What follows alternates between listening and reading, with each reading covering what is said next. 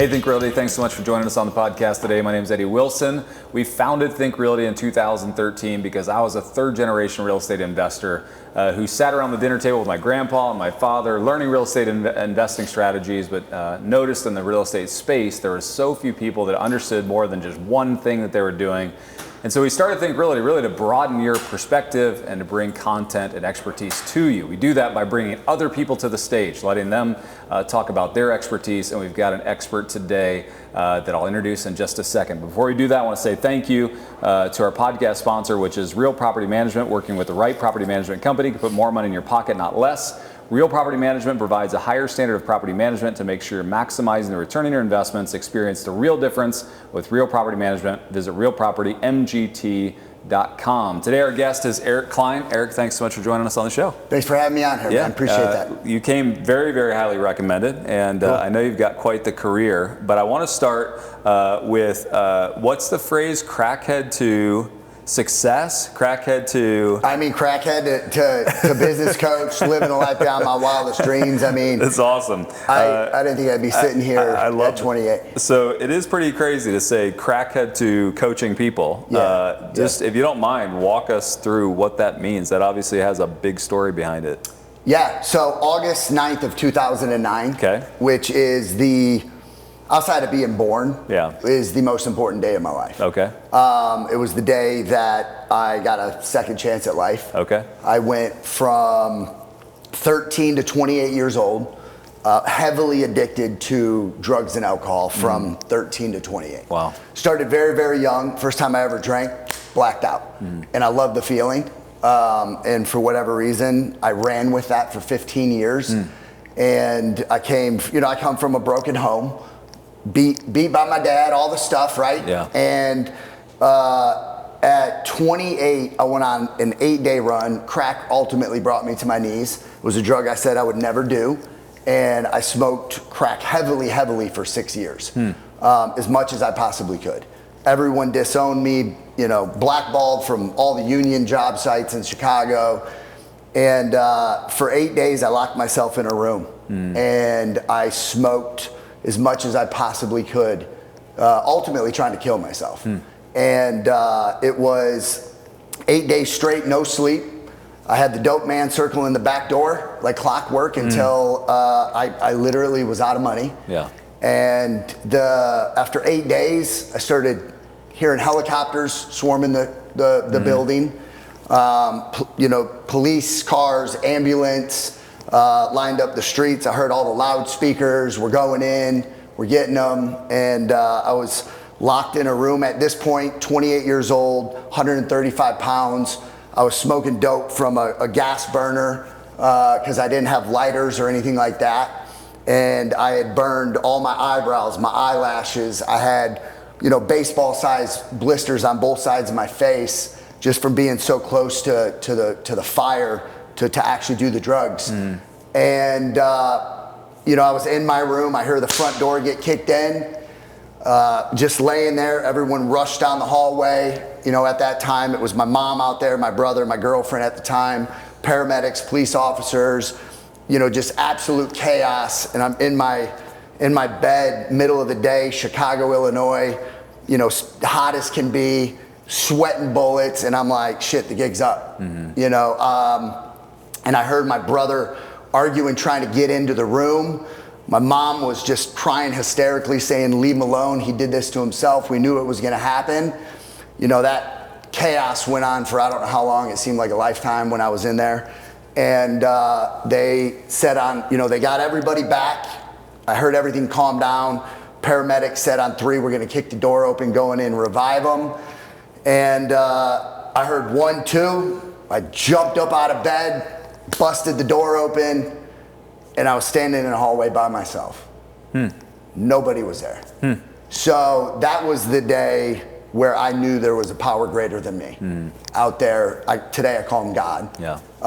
That essentially, allowed me to see myself dying in front of my whole family. Wow. And I've been now, knock on wood, I've been clean since that day. I got over 15 years clean and sober. Wow. I don't do any mood or mind altering substances. I have a very strategic advantage over most of my competition. Yeah. Because I've seen hell before. Yeah. And every day I wake up, I just try and get away from that dude. Wow. Wow. It's incredible. Yeah. That's what crackhead did. That's quite the story though. Yeah, man. Yeah. But you don't just go from that moment and all of a sudden become a success. No. I would say that as much as you say you have an advantage, I also would think that you got a lot of demons to overcome as well on the way. I still got demons today. What's that look like? I mean... Yeah, so I tried getting clean for years. Yeah. And, I was getting clean for you, for him, to save a job, save a girlfriend, and it never worked. And this time around, it was literally to save my life. Mm-hmm. I knew I was going to die. Mm-hmm. So I started taking suggestions. A guy I knew put me on a plane, flew me down to South Florida, checked myself into another treatment center. Mm-hmm. And I honestly just started taking suggestions from people because I didn't want to die. Yeah. That I knew. I knew I didn't want to die. I knew for me to make it out of where I made it out of, like I've been, all the things people say that hold them back. I've been beat by my dad. I've been molested. I've been addicted to alcohol. I've been addicted to porn. I've been addicted to everything. Yeah. And today it's just, I say there's two things. You're either running from a life you don't want or you're running towards a life you want. Mm-hmm. And for me, every day I'm running from. Yeah. I have a beautiful life today. I still am human. I still have demons. Mm-hmm. I still, find myself, when I got out of treatment and got into my first call center, money became my drug. Sure.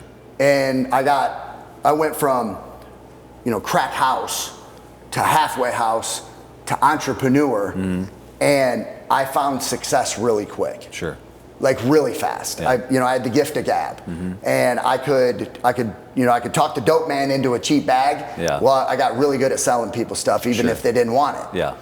So I went from a call center to starting my own company in the timeshare exit space, and within a few years, I was making millions a year. Sure. So it happened fast for me. So I never worked on myself. I went from being a degenerate to being a egotistical maniac that had millions of dollars. And I never worked on myself. I had all these issues internally of abandonment and all that stuff, right? That I believe I used over for years. And there's a few times I know God stepped into my life. One was when I got clean. Sure. 2 is when He brought my wife into my life. And then 3 was when I was supposed to exit my very first company for, over $100 million. It was, the deal completely went sideways. Sure. But it was, I think God, I know. He was like, dude, you ain't ready for this. Yeah. You ain't ready for this. It had been too much pressure. I needed a reality check of who I was and where I was at in my life. And, I was, at the time, I wasn't the best father. I worked nonstop. I wasn't the best husband. Yeah.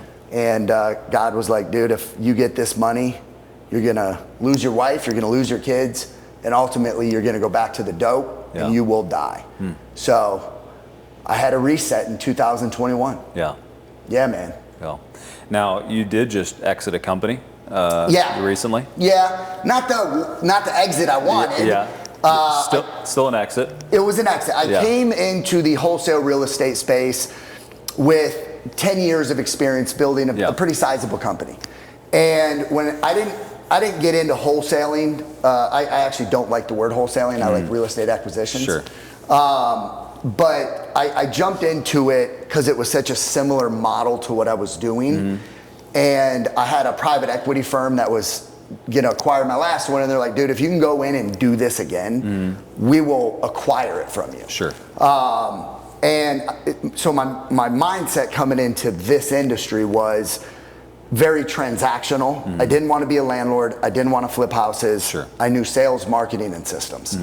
So when I came in, my goal was to build, scale, stabilize. I wanted to get it to $1 million a month. And then ultimately exit it, because my last business, it's almost the same consumer base. It was timeshare owners. They came with credit card debt, bad credit. Sure. homeowners, a lot of these people, credit card debt, Same bad issues, credit. yeah.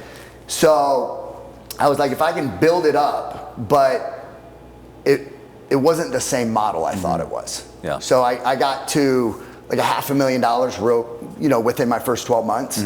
But I realized there was a lot of uncontrollables in the wholesale industry I didn't have in my last business. Yeah. Liens, bad tenants, people snaking your deals, buyers backing out, sellers, all the stuff. Yeah. So I was like, holy smokes, to get this to $1 million a month, can I do it? Yes. Do I want to? No.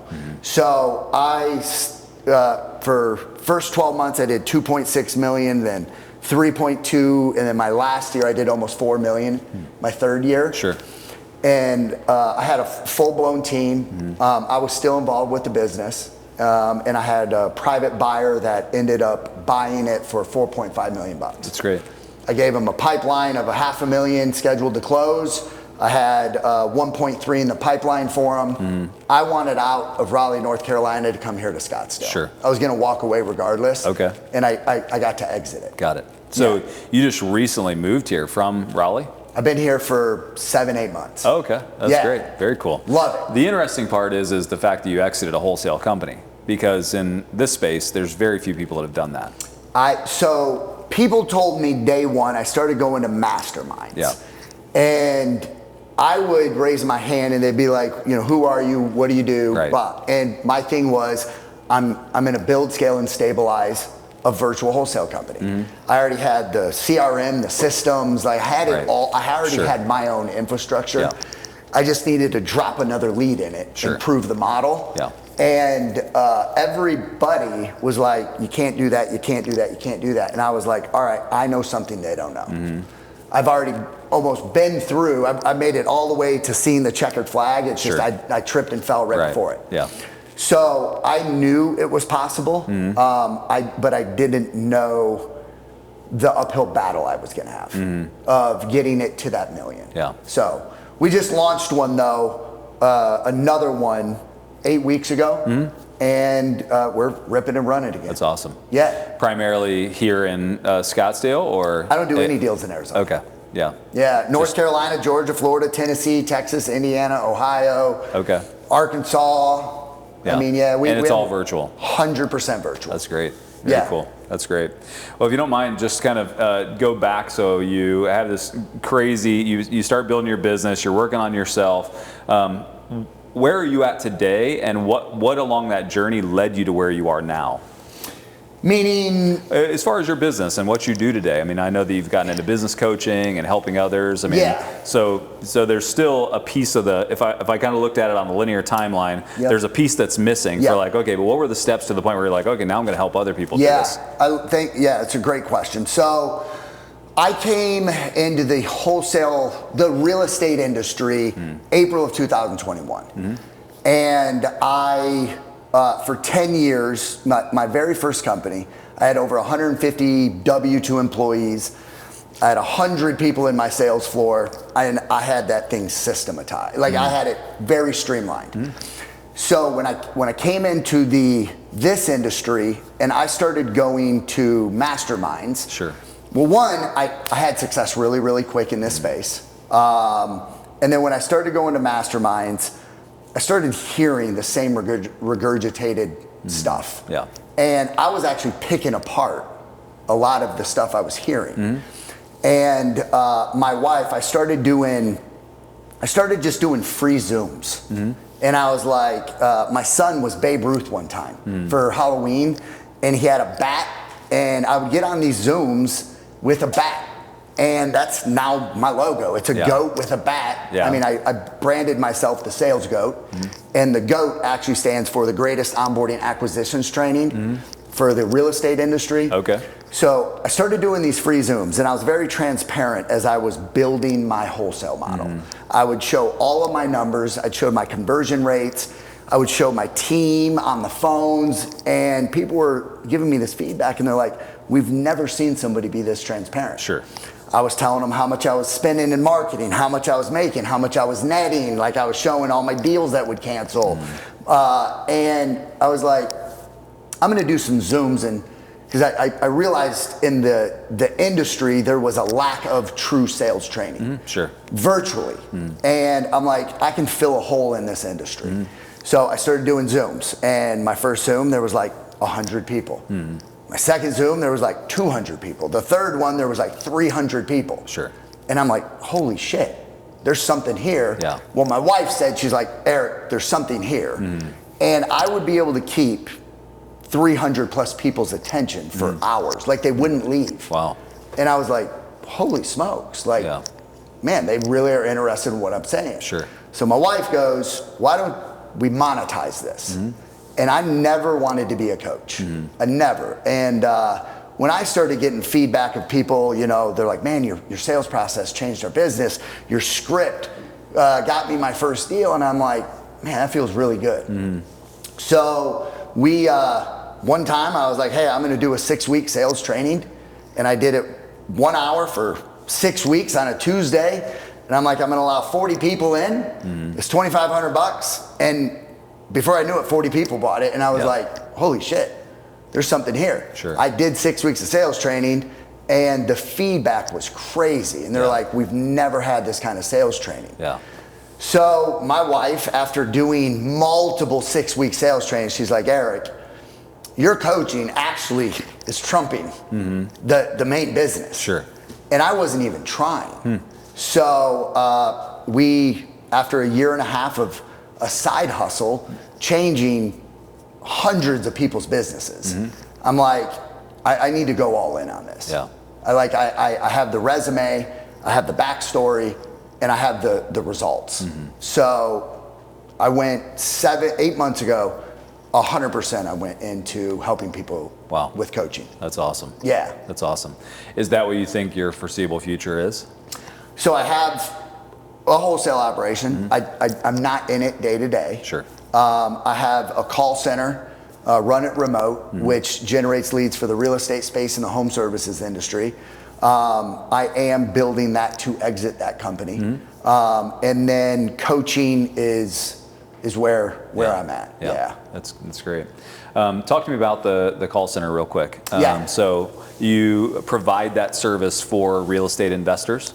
Yeah, realtors and investors, wholesalers. Yeah, so both the retail and the investment 100%. space. Yeah, that's great. Yeah. I know it's one of the hardest things to do as a real estate investor. And you know, I get to speak and be a part of a lot of groups out there nationwide, and you hear this constant push of like, hey, wholesaling is the easiest way in, and it's not. It's simple. It's the hardest. It's not easy. Yeah, it's the hardest way in, I think, because you have to go find a distressed seller who has every reason in the world not to sell you their property.